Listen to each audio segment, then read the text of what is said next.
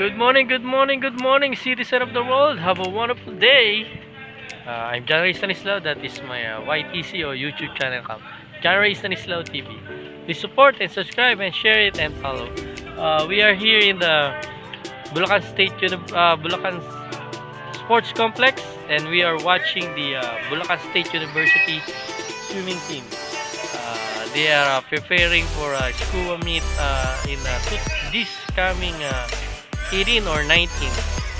They have 1 week preparation for that meet, and I'm just watching, take the video, and gonna share you citizen of the world.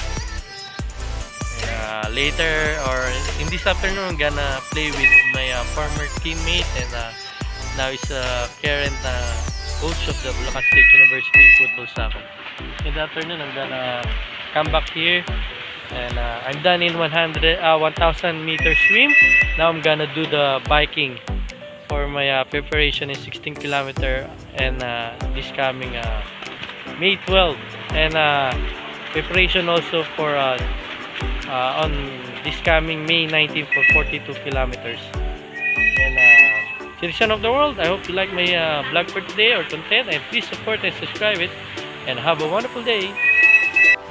Here we go, let's go, citizen of the world. This is the Bulacan State University swimming team, and they are here in the Bulacan Sports Complex to prepare. They are preparing for the Scuba Meet 2024, and they are swimming freestyle 50 meters. Then ayan po, citizen of the world, nagtatapos po sila dito. Kanina lumalangoy po ako dyan, kaya lang tapos na yung training ko, kaya I have a chance to take the video para may content ako for today. I hope you like it, citizen of the world. Ayan, balikan po yan, citizen of the world. Naka 50 meters na sila, then yung second batch parating na po, then babalik ulit sila doon. Then ayun yung coach sila, may timer po yan. Ayan, bibilis po yan.